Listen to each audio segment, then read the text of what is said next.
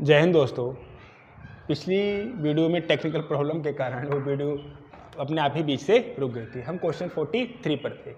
चार अलग अलग सड़क क्रॉसिंग पर ट्रैफिक लाइटें क्रमशः प्रत्येक 15 मिनट, 15 सेकंड, 18 सेकंड, 27 सेकंड और 30 सेकंड पर बदलती हैं। यदि वे सभी 6:10 पर एक साथ बदली थी तो वे अगली किस समय एक साथ बदलेंगी। तो इस चीज़ को आप देखिए बहुत तसल्लीपूर्वक कि अगर 6:10 पर बदली थी तो हमें पता है कि इनका एलसीएम निकालना पड़ेगा। इन सब नंबर का 15, 18, 27 की अगले बार कब इनका रिपीटेशन होगा। तो हम एलसीएम निकाल के हम ऑप्शन से उठाएंगे। अब एलसीएम का मतलब होता है लीस्ट कॉमन फैक्टर। तो सबसे छोटा कौन सा ऑप्शन है? 14। तो 6:10 हो रहे थे, 6:14 हो रहे हैं, अर्थात 4 मिनट हो गए। अब 4 मिनट को अगर सेकंड बदलेंगे तो इतना सेकंड हो रहा है। अभी अगर हमको पता ये भी पता है कि एलसीएम क्या होता है। एलसीएम एक ऐसा नंबर होता है जो सभी नंबरों से विभाजित हो। अगर एलसीएम सभी नंबर से विभाजित है तो इन सबसे नंबर विभाजित होनी चाहिए। 27 से भी विभाजित होनी चाहिए, 30 से भी विभाजित होनी चाहिए। अब आपने कहा 27 क्यों लिए? 27 में 9 का फैक्टर है। और अगर ये संख्या 9 से विभाजित है तो 4 × 60 कितना होगा? 6 चौक 24, 240। क्या 240 27 से पूरी तरह विभाजित होगा? नहीं होगा, क्योंकि संख्या के अंकों का योग है 6 और ये संख्या 9 का फैक्टर है। अगर ये संख्या इससे विभाजित है तो इसके अंकों का योग भी 9 से कटना चाहिए। ऐसा पॉसिबल नहीं है, तो ये ऑप्शन नहीं हो सकता है। अब बात करते हैं इससे बड़ा कौन सा ऑप्शन। 6 मिनट 14 मिनट 30 सेकंड, अर्थात 10 तो पहले ही थे तो 4 मिनट 30 सेकंड। 4 मिनट का 30 सेकंड का मतलब है 4 मिनट 30 सेकंड, यानी कि 240 तो है, 270 हो जाएंगे। अरे 4 मिनट हो रहे हैं 240 सेकंड और 4 मिनट 30 सेकंड 270 सेकंड। क्या 270 227 से कटेगा? हाँ कटेगा। क्या 270 ने सभी 30 से कटेगा? हाँ कटेगा। क्या 270 18 से कटेगा? हाँ कटेगा। क्या 270 15 से कटेगा? हाँ कटेगा। अर्थात 270 इस संख्या का एलसीएम होगा। अब एलसीएम हमने निकाला नहीं, डायरेक्ट ऑप्शन से उठा लिया। अगर बनना आपको क्या करना पड़ता? आपको 15, 18, 27 और 30 का एलसीएम लेना पड़ता, बहुत समय लग जाता। ऐसा हमको नहीं करना है, हमने डायरेक्ट ऑप्शन से उठाना। हमने कहा 6 चौक 24, 240 सेकंड और 30 है, 270 सेकंड इन सभी नंबर से कट रहा है। एलसीएम का मतलब ही होता है वो सभी नंबर से विभाजित होना चाहिए और ये सवाल का सही आंसर होगा। बढ़ते हैं नेक्स्ट क्वेश्चन तरफ। दो संख्याओं का लासा तथा उनका मासा का 6 गुना है। यदि उनमें से एक संख्या 45 तथा मासा और लासा का योग कितना है? 315। तो दूसरी संख्या ज्ञात कीजिए। एक बात करते हैं, 6 और 4 का एलसीएम की बात करते हैं। 6 और 4 का एलसीएम लेंगे तो कितना आ जाएगा? 6 और 4 का एलसीएम आ जाएगा 12, ठीक है। और 6 और 4 का अगर एचसीएफ की बात करें, अगर 6 और 4 का एचसीएफ की बात करें तो एचसीएफ आ जाएगा 2 आ जाएगा। तो एक बात बताइए, क्या पहला और दूसरे नंबर का प्रोडक्ट, क्या पहले और दूसरे नंबर का प्रोडक्ट एलसीएम और एचसीएफ के प्रोडक्ट के बराबर है? पहला नंबर है 6, दूसरा नंबर है 4, एलसीएम आया 12 और दूसरा एचसीएफ आया 2। 6 चौक 24 बराबर हो गया 24। तो इस प्रकार हम सवाल को कह सकते हैं कि पहले दो संख्याओं का प्रोडक्ट उनके एलसीएम और एचसीएफ के प्रोडक्ट के बराबर होता है, ठीक है। दो संख्याओं का लासा उनके मासा का 6 गुना है, अर्थात एचसीएफ, अगर एचसीएफ उनका x है तो एलसीएम कितना है? 6x है, ठीक है। और लासा उनका एक संख्या कितनी है? पहली संख्या जो दे रखी है वो दे रखी है 45 और हमसे दूसरी संख्या क्या किया है? पूछा है। दूसरी संख्या क्या की है? हमसे पूछा है और हमसे पूछा है कि एलसीएम और एचसीएफ का योग कितना दे रखा है? 315। अगर इन दोनों को जोड़ दे तो 7x बराबर कितना होता है? 315 दे रखा है। तो x बराबर निकालेंगे 7 चौक 28, 7 पंजे 35। x बराबर कितना आया? 5। और हमको पता है कि पहली दो संख्याओं का प्रोडक्ट बराबर होगा दोनों संख्याओं के एलसीएम और एचसीएफ के। पहली संख्या कौन सी है? 45 और दूसरी संख्या नहीं पता है तो हमने नहीं मानी। और एलसीएम कितना है? एलसीएम कितना आ रहा है? एलसीएम आएगा 6x, अर्थात 6 और x का मान 45 और एचसीएफ कितना आएगा? 1x, x का मान 45। तो हम इस प्रकार देख पा रहे हैं 45 से 45 कैंसिल हो जाएगा। तो सेकंड नंबर क्या आया? सेकंड नंबर आया 45 और 6 की गुणा। 45 और 6 की गुणा कितनी होती है? 45 3 135, 270 हो जाएगा।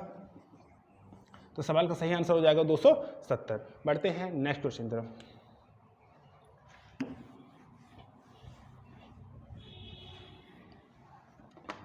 इनमें से सबसे छोटी संख्या कौन सी है जिसे 6, 7, 8, 9 और 12 से भाग देने पर हर बार 2 शेष बचता है? हर बार 2 शेष बचता है तो 2 को पहले घटा दो, अर्थात ये नंबर 2 घटाने पर ऐसी कौन सी संख्या होगी 6, 7, 8, 9 और 12 से विभाजित हो? हमने सवाल को बदल लिया अपने अकॉर्डिंग। सबसे छोटी संख्या है कौन सी? सबसे छोटी संख्या है 504। अगर 504 में से 2 घटा दो तो बचेगा 502। क्या 502 इन सभी नंबर से कटेगी? आपको देखना है कि अगर 502 सभी नंबर से कटेगी तो 9 से भी कटनी चाहिए और संख्या के अंकों का योग है 7, ये संख्या 9 से नहीं कटेगी, अर्थात ये ऑप्शन नहीं हो सकता।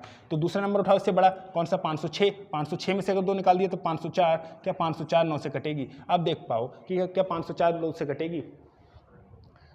संख्या के अंकों का योग 9 है, हाँ 9 से कट रही है। अब 9 है तो इसमें 8 है तो 8 से भी देख लो, अगर 8 है तो आप 8 से भी देख सकते हो। 8 छंग 48 बचा 2, 8 चौक 24, ठीक है, इससे भी कट रही है। तो 7 से भी चेक कर लो, और 7 से चेक करना, 7 7 49 बचा 1 14, 7 से भी कट रही है। तो ये नंबर सभी नंबरों से कट रहा है, तो इसको टिक करो और आगे बढ़ो। वह न्यूनतम संख्या जो 12, 15, 20 से पूर्णतः विभाजित है वह पूर्ण वर्ग है। पूर्ण वर्ग है न्यूनतम संख्या 400। अगर 400 इन सभी नंबरों से विभाजित है तो 12 में 3 एक होता है। 12 का मतलब क्या होता है, 4 और 3, तो क्या 3 से विभाजित होगा 400? नहीं होगा, तो उसको कैंसिल करो। अब 900 को देखते हैं। अगर 900 इन सभी नंबर से विभाजित है तो 4 से विभाजित है, 3 से विभाजित है, 5 से विभाजित है, अर्थात हमको दिख रहा है सब नंबर से विभाजित है। तो टिक करो और आगे बढ़ो, इनका एलसीएम निकालने की जरूरत आपको नहीं पड़ेगी।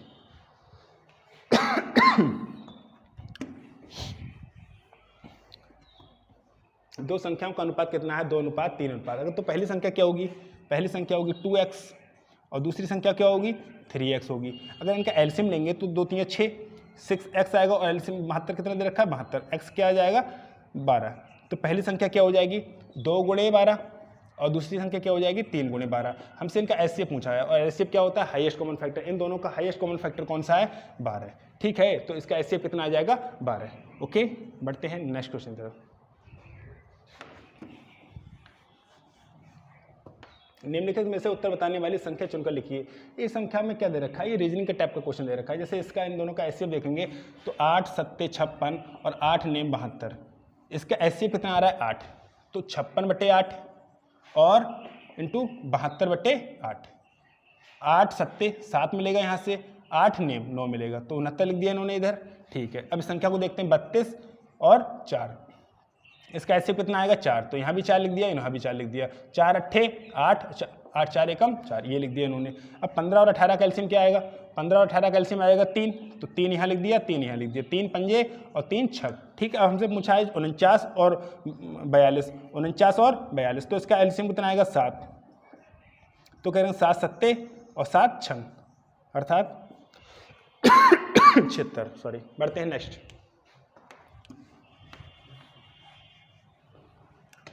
दो संख्याओं का अनुपात 8:9 है, इनका मासा 14 है, तो इन संख्याओं का लासा ज्ञात कीजिए। लासा क्या होता है, ये संख्या अगर 8x है, दूसरी संख्या 9x है, इनका अगर एचसीएफ लेंगे तो 8 गुणे 9 गुणे x आएगा। अगर पहली संख्या 8x है, दूसरी संख्या कौन सी है 9x है, इनका अगर मासा एलसीएम लेंगे तो इतना, और इनका मासा 14 है, तो ये संख्या ऐसी तो रही होगी 8 गुणे 14 और 9 गुणे 14, तो क्या हो जाएगा गुणे 14।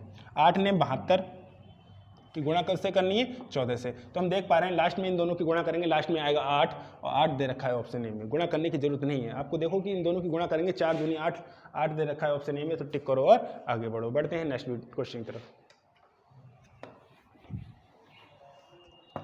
x वह छोटी से छोटी संख्या है जिसे 6 7 8 9 तथा 12 से विभाजित करने पर शेष क्रमशः 2 3 4 5 6 7 8 बचते हैं। तो x का 150% बताना। तो x क्या है, x का 150% बताना है। तो अगर संख्या अगर 750 है तो x% 150% क्या होता है 1.5 गुना। जैसे आपको 1 रुपये की 100 रुपये की खरीद के लेके आए तो कितने की बेच रहे हो 150 रुपये की। आप 10 रुपये की लेके आए तो कितने की बेच रहे हो 15 रुपये की, क्योंकि 150% उस संख्या का 150% मतलब 50% एक्स्ट्रा। तो ऐसे ही मैं देख पाऊँ कि अगर मैं संख्या का 150% निकालूंगा तो संख्या क्या रही होगी 500, क्योंकि 500 अगर x है तो उसका ही 150% 750, 1.5 गुना यही होगा। अगर मैं इसका 1.5 गुना करूँगा तो डेसिमल में आएगा। कोई भी नंबर, ये नंबर 1.5 गुना करके आया है ना 150%, 1.5 गुना मतलब 1 रुपये की चीज़ 1.5 रुपये की, 2 रुपये की चीज़ 3 रुपये की, 4 रुपये की चीज़ 6 रुपये की, 6 रुपये की चीज़ 9 रुपये की। ऐसे ही इस नंबर का अगर मैं x निकालना चाहूँ तो x नंबर जो भी होगा वो नंबर डेसिमल में होगा और हमें डेसिमल में चाहिए नहीं। अगर इस नंबर का कोई भी नंबर, ये तो 150 x का 150% ज्ञात कीजिए, तो x ये दे रखा है ना, सवाल को समझो बहुत तसल्लीपूर्वक। x का 150% ज्ञात कीजिए, तो हमने x का 150% पूछा है तो x का 150% के ही तो ऑप्शन दे रखे हैं, x के 150% के ही तो ऑप्शन दे रखे, x के तो नहीं दे रखे ना, हमको x निकालना है। उन्होंने कहा x का 150% ज्ञात कीजिए, तो जो भी ऑप्शन दे रखे हैं वो x के 150% की वैल्यू दे रखी है, x के 150% की वैल्यू दे रखी है। तो अगर मैं इसका x निकालना चाहूँ तो x का 50% कम होगा ना। अगर मैं इसका 50% कम करूँगा, देखो बहुत तसल्लीपूर्वक समझो इस चीज़ को। अगर 6 है तो 6 का 150% मतलब 50% इंक्रीज करना है, तो 50% इंक्रीज कितना हो जाएगा 3, ये हो जाएगा 9। ठीक है। अब संख्या एक बात बताओ, ये 9 है, इसका 150% 1.5 गुना है किसी संख्या का, तो नंबर कौन सा होगा? जो भी नंबर होगा डेसिमल में होगा। आपको थोड़ा थोड़ा समझ में आ रहा होगा। अगर इस नंबर का भी डेसिमल निकालूंगा तो भी नंबर आएगा डेसिमल में, और डेसिमल हमको चाहिए नहीं। अगर इसका मैं ये 150% है ना, तो 100% कितना होगा इसका? 800। 100% कितना होगा? 800। इसका परसेंट होगा 500। तो सवाल कह रहा है कि 6, 7, 8, 9 तथा 12 से विभाजित करने पर शेष क्रमशः इतना बचे। ये कह रहा है कि 8 से विभाजित करने पर कितना मिलना चाहिए? 4। एक्स बाय छोटी से छोटी संख्या है जिससे इन नंबरों से विभाजित करने पर ये शेषफल बचना चाहिए, अर्थात 8 से भाग करने पर कितना बचना चाहिए? 4। एक बात बताइए कि 800 को 8 से भाग करके 4 शेषफल मिलेगा, तो ये भी गलत हो गया। जब 3 ऑप्शन गलत हो गए तो चौथे का करेक्ट होने इसकी मजबूरी हो गया। आप करते रहो कि इसको कैंसिल जैसे चाहो वैसे करो, लेकिन इसको अगर आप रियली आप चाह रहे हो कि मेरे को एग्जाम निकालना है, तो एग्जाम निकालने के लिए ये टेक्निक आपको अपनानी पड़ेगी। Option elimination is the best option. ठीक है, बढ़ते हैं नेक्स्ट क्वेश्चन की तरफ। थोड़ा मुश्किल लग सकता है, कोई दिक्कत नहीं, लेकिन आपको यही तरीका अपनाना पड़ेगा, तभी हो पाएगा क्वेश्चन, वरना नहीं हो पाएगा। कब मासा पूछिए। और हमने बताया था अभी इससे पहले वीडियो में कि आपको फ्रैक्शन का मतलब होता है, अगर इसका फ्रैक्शन का एचसीएफ चाहिए तो उनका क्या चाहिए? अंश का एचसीएफ और हर का एलसीएम, ये होता है। ठीक है, अगर मैं इसका एचसीएफ लूंगा तो ऊपर तो 1 आएगा। अगर इसका एचसीएफ और इसका एलसीएम लेना है तो एलसीएम तो लेना, देखो ये ऑप्शन ऊपर तो 1 आ ही नहीं सकता, ये हो सकता है, ये हो सकता है। ठीक है, अगर 4 इसका एलसीएम है तो 4 18 से कटना चाहिए। अगर 4 एलसीएम है तो 4 18 से कटना चाहिए, कटेगा नहीं कटेगा। अगर 18 48 एलसीएम है तो 48 18 से कटना चाहिए, क्या कट पाएगा? नहीं कट पाएगा। तो ये भी नहीं, ये भी नहीं। तो इस ऑप्शन का करेक्ट होना इसकी मजबूरी। हम सॉल्व नहीं कर रहे हैं क्वेश्चन को, हम ऑप्शन की मजबूरी बना रहे हैं। भाई तू गलत है, हमें सॉल्व करने का इतना समय नहीं दे रहा है एग्जामिनर कि क्वेश्चन को हम सॉल्व करने बैठे। ठीक है, बढ़ते हैं नेक्स्ट क्वेश्चन की तरफ।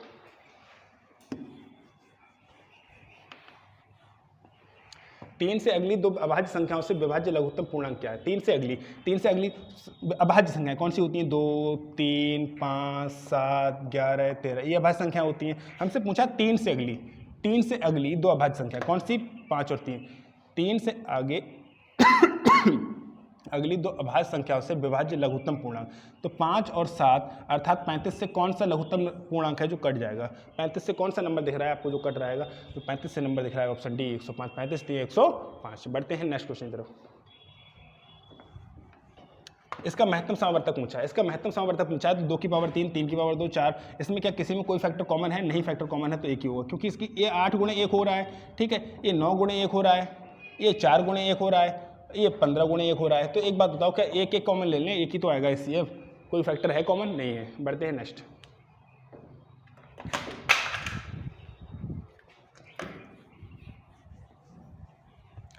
कोई विद्युत तार केवल 1 मीटर के गुणज में ही बेचा जाता है, मतलब तार जो है वो 1 मीटर के टुकड़े में ही बेचा जाता है, और उससे छोटे टुकड़े 90 सेंटीमीटर लेने जाओगे नहीं मिलेगा, 110 सेंटीमीटर लेने जाओगे नहीं मिलेगा, वो 1 मीटर का टुकड़ा ही मिलेगा। ठीक है, और कोई ग्राहक 85 सेंटीमीटर लंबाई वाला कई तार चाहता है। 85 सेंटीमीटर के आपको कई तार चाहिए। ठीक है, व्यर्थ होने से बचने के लिए तथा काम कम करने के लिए उसे न्यूनतम लंबा तार खरीदना होगा।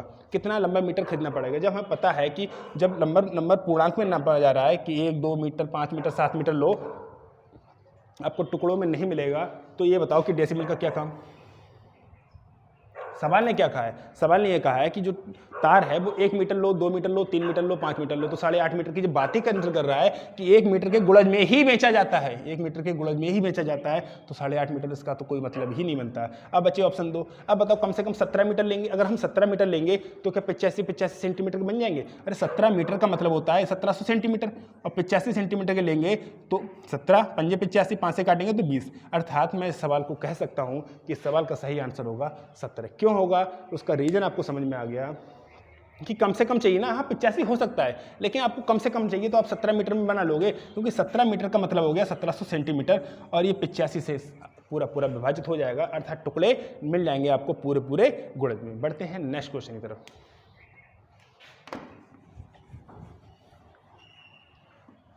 दो संख्याओं का महत्तम समावर्तक 96 है, उनका लघुत्तम समावर्तक इतना। यदि एक संख्या इतनी है तो दूसरी संख्या।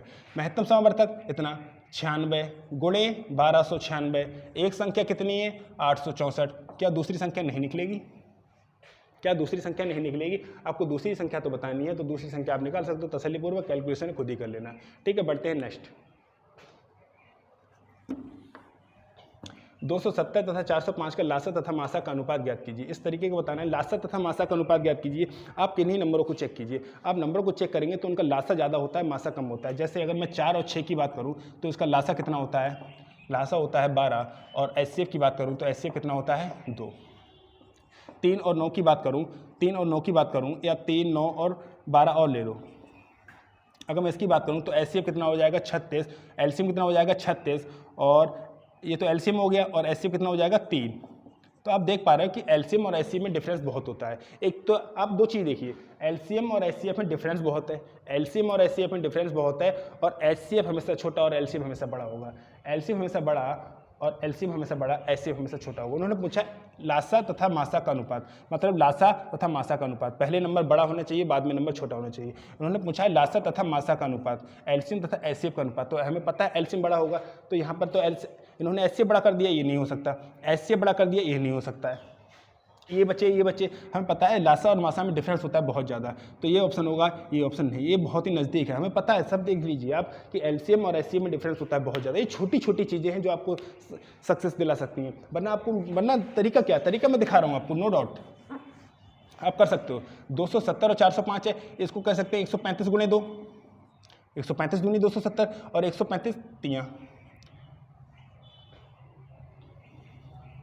इसको अगर मैं गुणा करूं तो 270 का मतलब क्या है 135 गुणे 2, ठीक है। अब 35 3 105 होता है, अगर मैं इसकी बात करूं तो 135 गुणे 3, 135 270 और 335। अगर इसका एलसीएम तथा मासा का अनुपात ज्ञात कीजिए तो इसका एचसीएफ कितना आ जाएगा 135।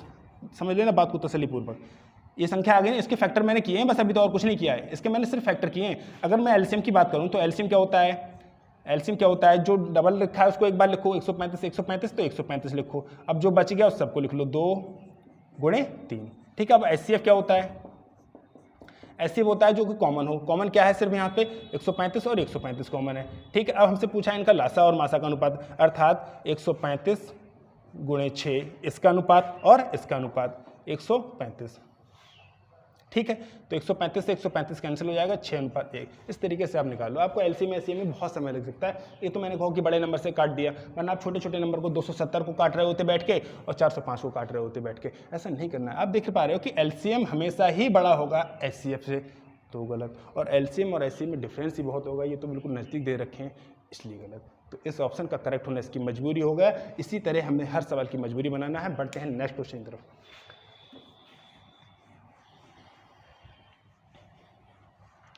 वह बड़ी से बड़ी संख्या कौन सी है जिसे 10,000 में से घटाए जाने पर शेषफल को 32, 36, 48 और 54 से भाग दिया जा सकता है। वह बड़ी से बड़ी संख्या कौन सी है, बड़ी से बड़ी संख्या कौन सी आपको दिख रही है 91, 36। अगर 10,000 में से 91, 36 घटाना नहीं घटेंगे, 10,000 में से 92 घटा दो, 10,000 में से 92 से घटा दोगे आप कहोगे 800, आप कहोगे 800, और 36 घटाया तो 864। इस तरीके से करना है। फिर मैं बता रहा हूँ 10,000 में से 91, 36 नहीं घटेगा, मत घटाओ, 92 से घटा दो। 10,000 में से 92 से घटा दिया, कितना बचेगा 800। आपने 64 ज़्यादा घटाया था तो 64 जोड़ दो, 864।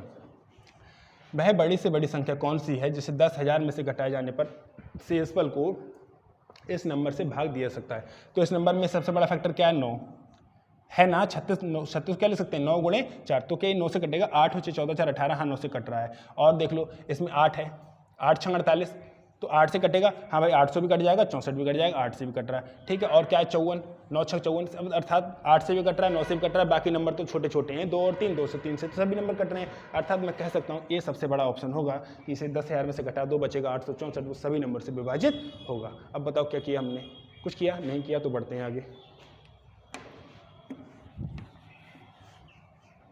वह कौन सी सबसे छोटी संख्या है जो 4 5 6 15 18 से पूर्णतः विभाजित हो जाती है। सबसे छोटी संख्या बताना है, तो सबसे छोटी संख्या कौन सी है 400। सबसे छोटी संख्या कौन सी है 400, इन सभी नंबर से विभाजित हो जाती है। तो मैंने देखा कि 6 से विभाजित हो रही है, तो 6 के फैक्टर 3 और 2 से विभाजित होनी चाहिए। क्या 400 3 से विभाजित होगा, नहीं होगा, तो उसको कट करो, ठीक है। अब इससे बड़ी संख्या कौन सी 900, क्या 900 4 से तो विभाजित हो जाएगी, 5 से विभाजित हो जाएगी, 6 में अगर फैक्टर है, 18 में देखो 9, 18 में एक फैक्टर 9 है ना, 18 को हम क्या लिख सकते हैं, 18 को लिख सकते हैं 9 और 2, 9 दूने 18, तो 9 से विभाजित हो रही है, हाँ हो रही है। अर्थात सी ऑप्शन ऐसा है कि इन सब नंबर से पूर्णतः विभाजित हो रहा है। हमको एलसीएम एचसीएफ की कोई मतलब ही नहीं बनता है कि कहाँ का एलसीएम कहाँ का एचसीएफ, डायरेक्ट क्वेश्चन हो रहे हैं, ठीक है। और ऐसे ही होंगे। बढ़ते हैं नेक्स्ट क्वेश्चन की तरफ।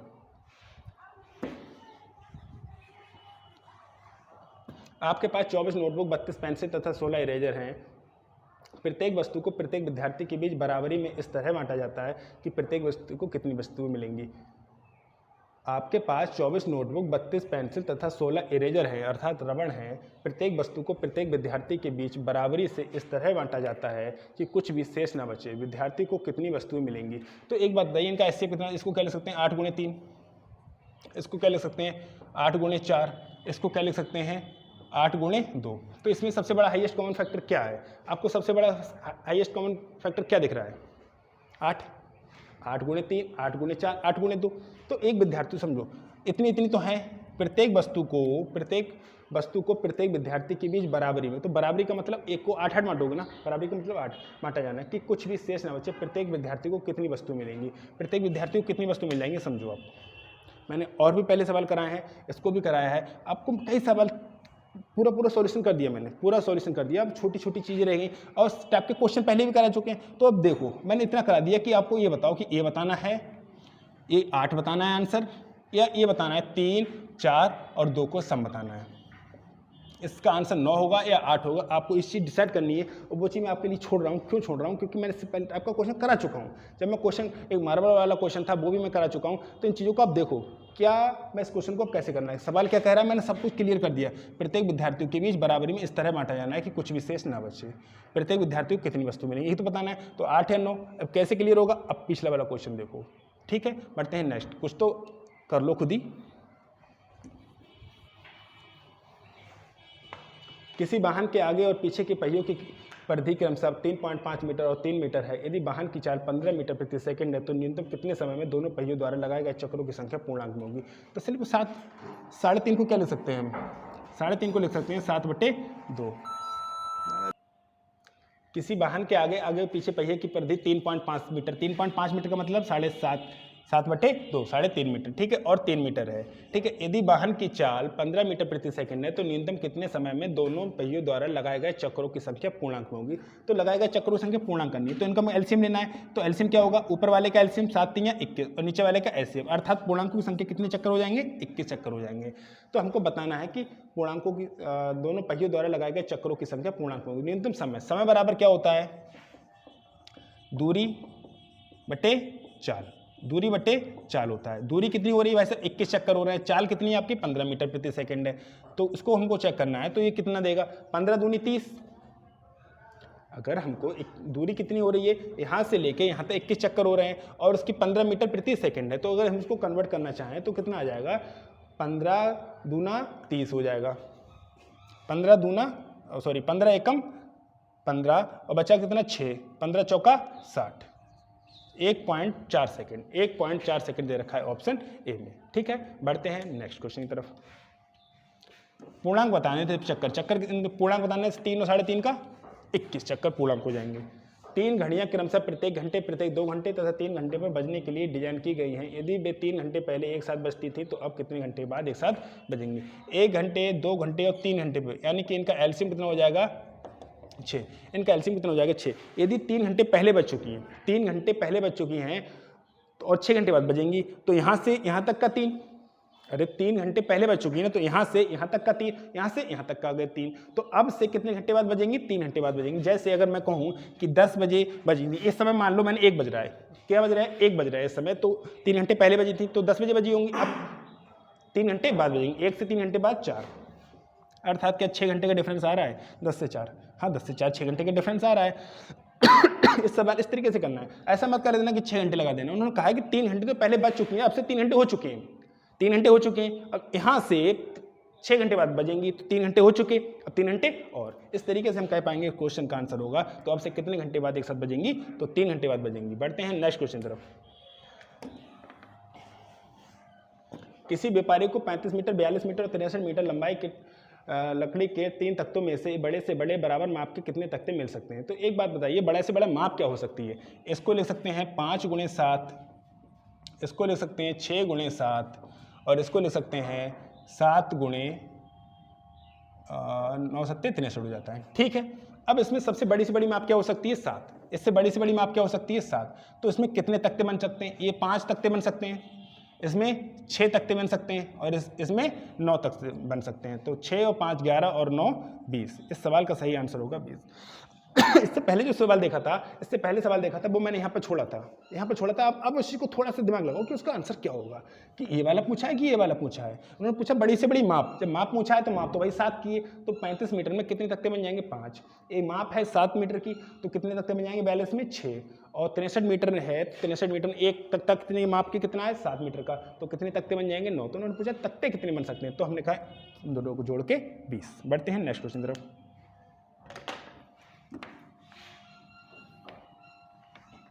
दो बर्तनों की क्षमता 120 लीटर 56 लीटर है। उस बर्तन की क्षमता क्या होगी जिससे दोनों से तेल पूर्णतः भरा जा सके। 120 लीटर है और 56 लीटर है। ठीक है, अगर हमको पता है कि 1 लीटर बराबर क्या होता है 1000 घन सेंटीमीटर। ठीक है, तो 120 लीटर है ना, 56 लीटर है तो उसको घन सेंटीमीटर में कन्वर्ट करेंगे तो इतना घन सेंटीमीटर। इसको अगर कन्वर्ट करेंगे तो 56 गुणे 1000 घन सेंटीमीटर हो जाएगा। ठीक है, तो पूछा है उस बर्तन की क्षमता क्या होगी जिससे दोनों में तेल पूर्णतः भरा मापा जा सके। तो हाईएस्ट कॉमन एचसीएफ पूछा है, तो एचसीएफ सबसे बड़ा कौन सा ऑप्शन दिख रहा है 9500। क्या 9500 इन दोनों को डिवाइड कर पाएगा? अब देखो, क्या 9500 इसको विभाजित कर पाएगा? नहीं कर पाएगा। क्या 56 को विभाजित कर पाएगा? इस पूरे संख्या को अगर 9500 से भाग कर दें, अर्थात 1 20 और 3 जीरो और 56 और 3 जीरो, क्या ये 9500 इसका माप हो सकता है? आप देख पा रहे हो कि 95 इस नंबर को काट पाएगा। आप इसमें 19 जो 95 है इसमें 19 का फैक्टर है नहीं है, 19 का फैक्टर इसमें है, इसमें 19 का फैक्टर नहीं है, 19 का फैक्टर इसमें है, इसमें 19 का फैक्टर नहीं है, अर्थात ये ऑप्शन नहीं हो सकता है। तो हमें इससे छोटा देखना है, ये तो नहीं हो सकता। इससे छोटा देखना है 8000। क्या 8000 15 8 120 होता है और 8 से काटेंगे तो 8 7 56 होता है, अर्थात 800 8000 इन दोनों नंबरों को पूरी तरह विभाजित कर रहा है। तो सबसे बड़ी माप क्या हो सकती है 8000। ठीक है, बढ़ते हैं नेक्स्ट क्वेश्चन तरफ।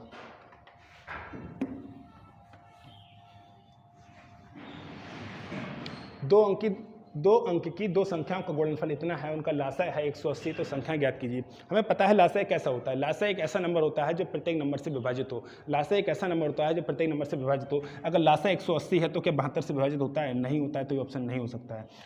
अगर लासा अगर 180 है तो 36 से विभाजित होना चाहिए, 36 पंजे 180 विभाजित होता है, और 60 से विभाजित होनी चाहिए, 6 3 18 इससे विभाजित होता है। अर्थात दी गई कंडीशन ऑप्शन फुलफिल कर रही है। अगर इतना भी नहीं करना है तो उनका गुणनफल भी चेक कर लो। 0 आएगा 6 चंग 36 का 6 यहाँ से लगे 3 6 3 18 और 3 21, गुणनफल भी 2160 आ रहा है। लेकिन इतना करने की जरूरत नहीं है। जब आपको एक ही की है, आपके पास 2 की हैं, अब एक ही की से काम चल रहा है तो दूसरी की लगाना जरूरी है क्या? नहीं। बढ़ते हैं नेक्स्ट।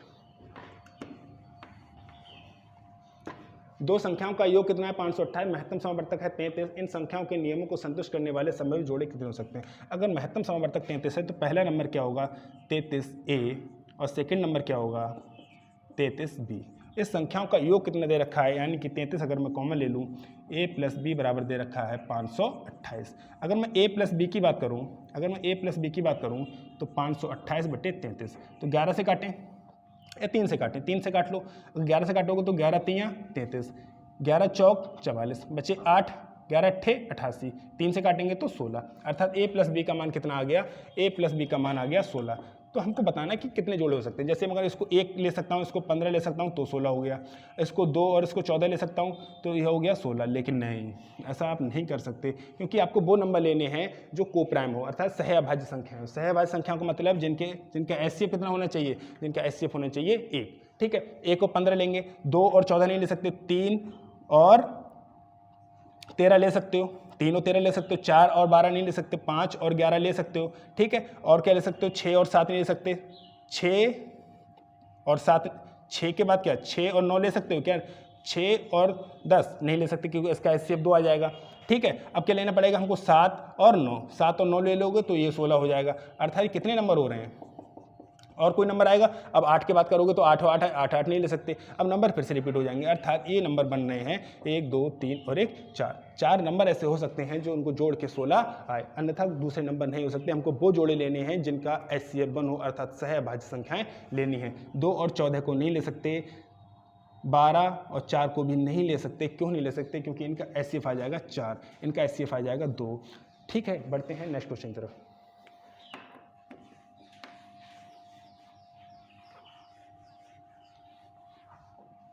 तीन संख्याओं का अनुपात 2:3:5 है, इनका मासा 35 है, संख्याओं का लासा ज्ञात कीजिए। अगर ये संख्या 2x 3x और 5x है, इनका अगर मैं एलसीएम लूंगा तो 5 3 15 दूनी 30x आएगा, और हमें पता है कि इसकी गुणा कर दी जाए अगर एचसीएफ से तो ये संख्या पूरा हमका एलसीएम मिल जाएगा। 30 × 35, 35 3 होता है 1105 और 1 0, तो दे रखा है ऑप्शन बी में। नहीं आया होगा ना समझ, कोई दिक्कत नहीं, मैं दोबारा समझा रहा हूँ। ये संख्या लिखिए 2x 3x और 5x। अगर मैं इसका एलसीएम लूंगा तो इनका एचसीएफ कितना है 35, तो ये संख्या क्या रही होगी 2 × 35, ये संख्या क्या रही होगी 3 × 35, ये संख्या क्या रही होगी 5 × 35। अगर इनका एलसीएम लेना है तो 35 35 सब में कॉमन है, तो 35 तो लिए ही लिया जाएगा। अब 2 3 और 5 भी लिया जाएगा, तो 5 3 15 दूना 30, तो 35 की गुणा हमने की 30 से, 35 3 होता है 105 और 0 लास्ट में रखा है। ठीक है, इस तरीके से हम क्वेश्चन का आंसर टिक कर सकते हैं। बढ़ते हैं नेक्स्ट क्वेश्चन की तरफ। नेक्स्ट क्वेश्चन, तीन संख्याओं का लासा इतना है तथा उनका मासा 6 है। यदि दो संख्याएं 48 तथा 66 हो तो तीसरी संख्या ज्ञात कीजिए। हमने कहा था एचसीएफ क्या होता है। एचसीएफ एक ऐसा नंबर होता है जो प्रत्येक नंबर में मौजूद होना चाहिए। अगर इस संख्या का एचसीएफ 6 है तो जो तीसरी संख्या है उसमें भी मौजूद होना चाहिए। क्या 6 इसमें 54 है, 9 6 54 इसमें मौजूद है, क्या इसमें 6 54 है, क्या इसमें 6 मौजूद है। 56 के फैक्टर में 6 आता है, नहीं आता है। 52 में आता है, नहीं आता है। 58 में आता है, नहीं आता है। तो इस ऑप्शन का करेक्ट होना इसकी मजबूरी है। ठीक है, बढ़ते हैं नेक्स्ट क्वेश्चन की तरफ। हमसे दे रखा है दो संख्याओं का योगफल, अर्थात मैं a + b की बात करूं तो दे रखा है 45। ठीक है, उन संख्याओं का अंतर उनके योगफल का, उन संख्याओं का अंतर उनके योगफल अर्थात 45 का 1/9 है। तो मैं कह सकता हूं कि a - b बराबर कितना है 5 है। ठीक है, इसका कोई काम नहीं रहा। a - b बराबर 5, तो संख्याओं का लघुत्तम समवर्तक पूछा है। तो लघुत्तम समवर्तक के लिए हमें संख्या चाहिए। संख्या अगर हमको एक ही बात करते हैं तो क्या करते हैं, दोनों को जोड़ के आधा कर देते हैं। 45 और 5 50 का आधा 25, और हमको अगर नेगेटिव वाली वैल्यू b चाहिए तो दोनों का डिफरेंस करके आधा कर देते हैं। 45 में से 5 निकालिए 40, 40 का आधा करिए तो 20, अर्थात संख्याएं हो गई a और b, अर्थात 25 और 20। इनका पूछा है एलसीएम। इनका एलसीएम क्या आ जाएगा 25 चौका 100। कैसे, 25 को और 20 का एलसीएम लेना है, इसको लिखेंगे 5 × 5, इसको लिखेंगे 5 × 4। तो 5 तो दोनों में कॉमन है, ये ले लिया 5 और 4, 5 25 चौका 100। इस तरीके से इसका एलसीएम आ जाएगा 100। बढ़ते हैं नेक्स्ट क्वेश्चन की तरफ।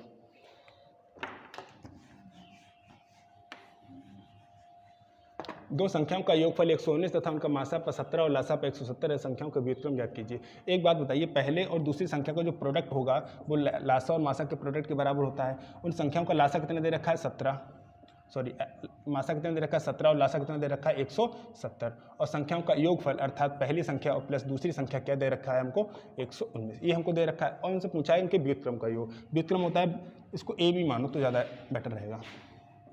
a + b बराबर 119 और a × b बराबर इतना। ठीक है, हमसे पूछा है इनके व्युत्क्रम। व्युत्क्रम का मतलब होता है 1/a + 1/b। ये पूछा है, अगर इसको हम एलसीएम लेंगे तो क्या हो जाएगा b + a/ab। अब b + a का मान आपको साफ दे रखा है 119 और ab का मान दे रखा है 17 × 170। अब 17 7 119 होता है, तो क्या हो जाएगा 7/170। इस सवाल का होगा सही आंसर जो दे रखा है ऑप्शन सी। बढ़ते हैं नेक्स्ट क्वेश्चन तरफ।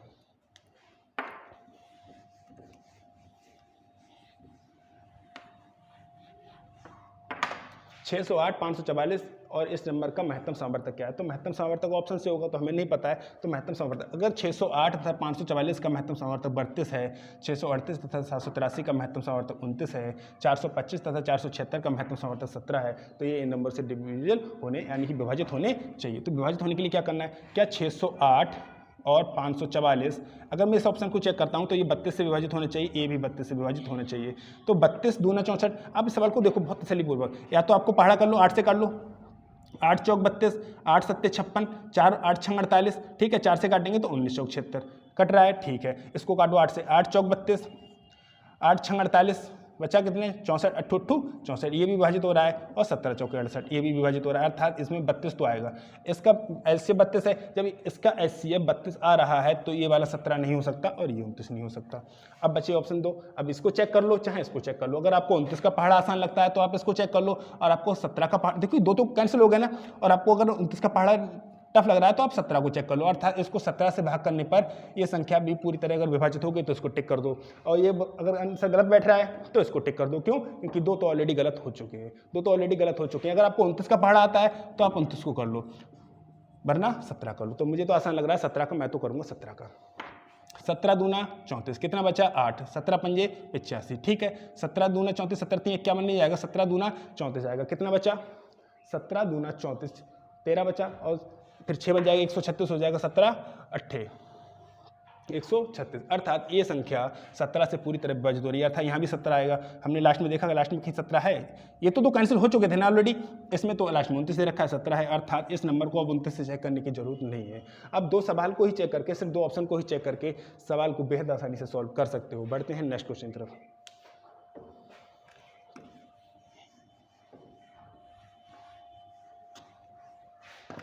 सतहत्तर 99 तथा x का महत्तम समवर्तक इतना, महत्तम समवर्तक एवं लघुत्तम समवर्तक 11 तथा 350, x का सबसे बड़ा मान क्या होगा। एक बात बताए ना कि यहाँ पे तीसरी संख्या पूछी ना x, और इसका महत्तम समवर्तक कितना है 11, तो तीसरी संख्या जो भी होगी उसमें 11 का फैक्टर नहीं होगा क्या। महत्तम समवर्तक का मतलब होता है कि एक ऐसा नंबर जो सभी नंबरों में मौजूद होना चाहिए, पहले दूसरे तीसरे में भी मौजूद होना चाहिए। तो क्या 11 का फैक्टर कौन सा दिख रहा है, 55 दिख रहा है, तो टिक करो और आगे बढ़ो और कुछ करने की कोशिश मत करना, ठीक है। बढ़ते हैं नेक्स्ट क्वेश्चन की तरफ। हमसे पूछा है 2 क्रमांक संख्याओं का लघुत्तम समवर्तक 114 संख्या ज्ञात कीजिए। 2 क्रमांक लघुत्तम समवर्तक अगर 144 है तो 16 से 144 काटे। लघुत्तम समवर्तक का क्या मतलब होता है, लघुत्तम समवर्तक यानी एलसीएम एक ऐसा नंबर होता है जो प्रत्येक नंबर से विभाजित हो। क्या 144 16 से विभाजित होता है, 16 9 में 144, क्या 144 18 से विभाजित होता है, 18 चौक 72, 18 8 144, अर्थात ए से 16 और 18 दोनों से नंबर ये विभाजित हो रहा है, तो उसको टिक करो और आगे बढ़ो। नेक्स्ट क्या दे रखा है क्या नहीं, इस बात से कोई फर्क नहीं पड़ता है। बढ़ते हैं नेक्स्ट क्वेश्चन की तरफ। 2 संख्या p तथा q का अनुपात कितना है, 4:3, इनका लासा इतना दे रखा है, p प्लस क्यू पूछा है। एक बताओ p प्लस क्यू यानी कि 4x प्लस 3x पूछा है ना, अर्थात 7x। अब x का मान कुछ भी आए 7 से तो कटेगा, 7 से ऑप्शन सी कटता है, तो उसको टिक करो और आगे बढ़ो। एलसीएम पूछा ना, p और p प्लस क्यू पूछा है, p का मान 4 यूनिट, इसका 3 यूनिट अर्थात 7 यूनिट, तो जो भी आएगा x का मान कुछ भी निकालेंगे तो गुणा तो साथ में ही करोगे। x का मान 1 2 3 4 5 कुछ भी निकालोगे, गुणा तो साथ में करोगे, तो जो नंबर आएगा 7 से कटना चाहिए, 7 से कटता है, ऑप्शन ए सी। बढ़ते हैं आगे।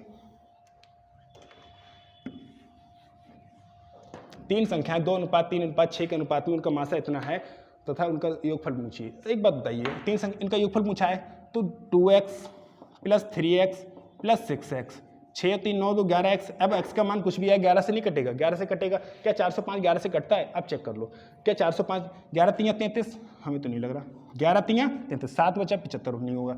अब 11 चौक 44, 1 बचा 15, ये भी नहीं कट सकता, इसको काटेंगे 11 चौक 44, 5 बचा 11 पंजे 55 नहीं कट रहा है, और इसको काटो 11 चौक 44 बचा 8 85, ये भी नहीं कटेगा। तो बस अब बताओ इस सवालों को इस तरीके से अगर कर रहे हैं तो क्या दिक्कत आ रही है, कोई भी प्रॉब्लम हो रही क्रिएट नहीं हो रही है क्या, कुछ भी रटा नहीं रटा। उन्होंने कहा था ना कि इनका योगफल पूछो, तो इनका योगफल हमने किया 11x। अब x का मान कुछ भी आया 11 से तो कटेगा, तो ये ऑप्शन सी। बढ़ते हैं नेक्स्ट।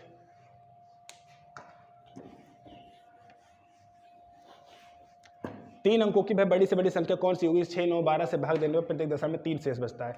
अब बड़ी से बड़ी पूछा है तो सबसे बड़ी संख्या कौन सी है, 975। सबसे बड़ी संख्या कौन सी है, 975।